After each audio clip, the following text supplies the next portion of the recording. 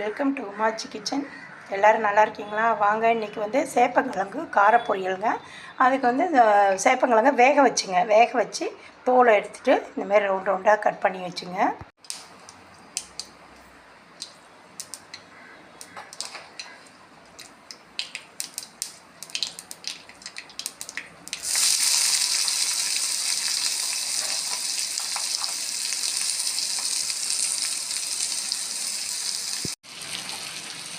தேவையான அளவு சால்ட்டு போட்டுங்க.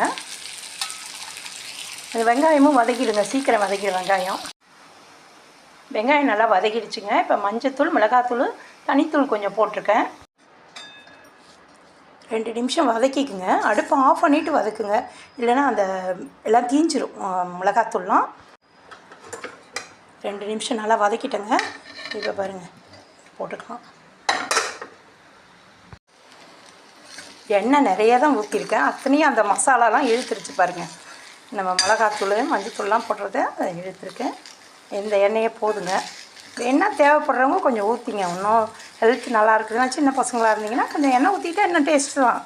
நாங்கள் டயட்டுக்கோசரம் கொஞ்சம் எண்ணெய் கம்மியாக தான் யூஸ் பண்ணுறது. நிறையா தான் ஊற்றிருக்கேன் இதில். இதெல்லாம் ட்ரை ஆகிடுச்சு. அந்த மிளகாத்தூள், மஞ்சத்தூள்லாம் அதை இழுத்துருக்கு, வேறு ஒன்றும் இல்லை. இதில் வந்து 5 நிமிஷம் ஸ்லோவிலே வச்சு ஃப்ரை பண்ணுங்கள். வறுத்துருங்க, அப்படியே பரட்டிட்டுருங்க. இதில் வந்து நான் பொடி போட்டுக்கிறேங்க, மேலே லைட்டாக தூவியிருக்கேன், ஏற்கனவே போட்டுட்டேன். இதில் வந்து பச்சரிசி, வேர்க்கடலை, உளுத்தம்பருப்பு 3யும் ட்ரை ரோஸ்ட்டாக எண்ணெய் இல்லாமல் வறுத்து பவுட்ரு பண்ணி வச்சுருக்கேங்க. அந்த பவுட்ரு தான் இதை போட்டிருக்கேன். கொஞ்சம் அந்த கொழப்பு தன்மைலாம் இருக்காதுங்க, ரொம்ப கொலன்னு இருக்கும். அதெல்லாம் கொஞ்சம் ட்ரை ஆக்கி விட்ரும். பச்சரிசிலாம் பொடிச்சு போட்டிருக்கோம்ல, நல்லா இருக்குங்க. வேர்க்கடலை வாசனை சூப்பராக வருது. அவசியம் எல்லோரும் செஞ்சு சாப்பிட்ணும்.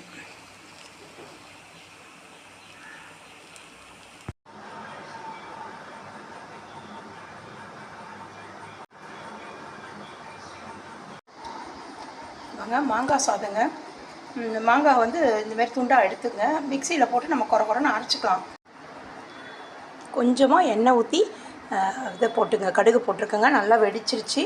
இப்போ வந்து நம்ம கடுகு வெடித்தோடனே இதில் மிளகாத்தூள், தனித்தூள், கொஞ்சம் பெருங்காயத்தூள், மஞ்சத்தூள், உப்பு, இது வந்து தனியாத்தூளுங்க. இதுவும் எடுத்து வச்சுருக்கேன்.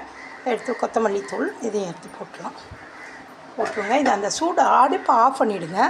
அடுப்பை ஆஃப் பண்ணிவிட்டு அந்த சூட்லேயே தாங்க நம்ம இதை வதக்கணும். சூட்லேயே சும்மா ஒரு 2 நிமிஷம் 2 நிமிஷம் வறுபட்ட போதும் அந்த மிளகா பச்சை வாடை போயிடுங்க.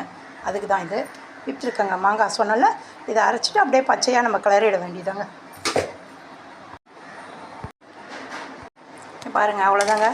அந்த மாங்காய் விழுதை போட்டுட்டு மாங்காய் அரைச்சோம்ல மிக்சியில், இந்த விழுதை போட்டு அப்படியே கிளறிட வேண்டியதான். சாதம் போட்டு தேவையான சாதம் போட்டுங்க. புளிப்பாக இருக்குதுன்னு இன்னும் கொஞ்சம் சாதம் போட்டுங்க. புளிப்பு கரெக்டாக இருக்குன்னா இந்த சாதமே போதுங்க உங்களுக்கு. அதுதாங்க மாங்காய் சாதம். நல்லா புளிப்பாக காரமாக இருக்கும். முன்னே போட்டது வந்து காரம் இல்லாது போட்டேங்க, ரொம்ப காரம் இருக்காது. இது நல்லா காரம், புளிப்பு, உப்பு இல்லை பெருங்காய வாசனை நல்லாயிருக்கும். கருவேப்பிலை ஒண்டி போட்டுணுங்க. மாங்காய் சாதம், சேப்பங்கிழங்கு பொரியல் ரெடி ஆகிடுச்சுங்க.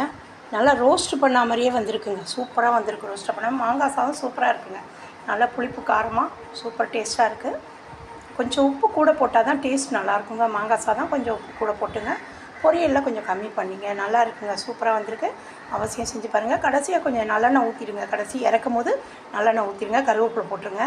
சூப்பர் டேஸ்ட்டுங்க, நல்லா இருக்குங்க. அவசியம் செஞ்சு பாருங்கள். தேங்க்யூ.